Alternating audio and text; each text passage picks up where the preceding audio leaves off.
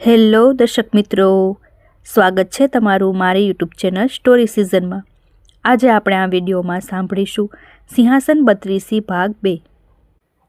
બીજા દિવસે રાજા ભોજે સિંહાસન પર બેસવાની તૈયારીઓ કરી।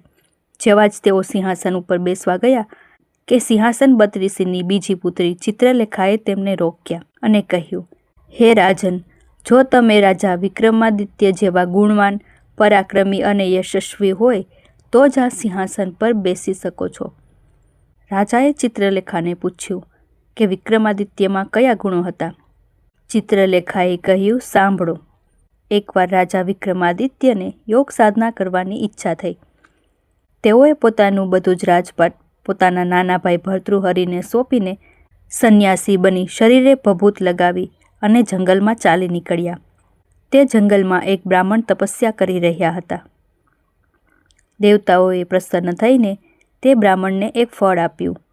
આ ફળ કોઈ સામાન્ય ફળ નહોતું, તે અદ્ભુત અને ચમત્કારિક અમર ફળ હતું। જે પણ આ ફળને ખાશે તે અમર થઈ જશે।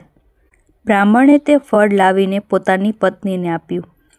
પત્નીએ કહ્યું કે આ ફળને રાજાને આપી આવો અને તેના બદલામાં થોડું ધન લઈ આવો। પત્નીની વાત માનીને બ્રાહ્મણ ફળ લઈને રાજા પાસે આવ્યા અને રાજાને ફળ આપી દીધું। ફળના બદલામાં રાજાએ બ્રાહ્મણને ધન આપ્યું। રાજા પોતાની રાણીને ખૂબ જ પ્રેમ કરતા હતા, આથી રાજાએ તે ફળ પોતાની રાણીને આપી દીધું। રાણી તે જ શહેરના એક કોટવાલ સાથે પ્રેમ કરતી હતી, આથી રાણીએ તે ફળ કોટવાલને આપી દીધું।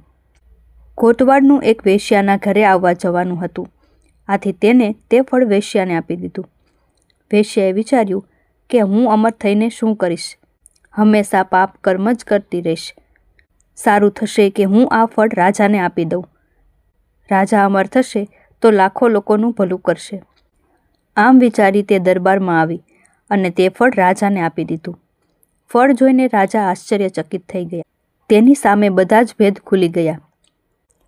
આથી રાજા ખૂબ જ દુઃખી થયા। તેને રાજકાજના કામોમાં મન લાગતું નહીં। હવે તેને દુનિયા બેકાર લાગવા લાગી।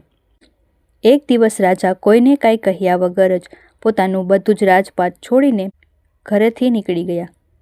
રાજા ઇન્દ્રને આ વાતની જાણ તો તેઓએ રાજ્યની રક્ષા કરવા માટે પોતાના એક દૂતને મોકલ્યો।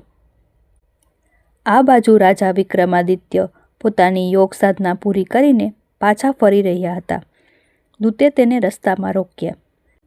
વિક્રમાદિત્યએ તેને પૂછ્યું તો તેને બધી જ વાત કહી।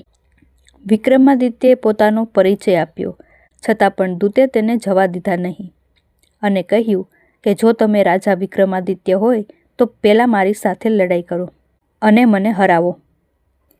રાજા વિક્રમાદિત્ય અને દૂત વચ્ચે લડાઈ શરૂ થઈ।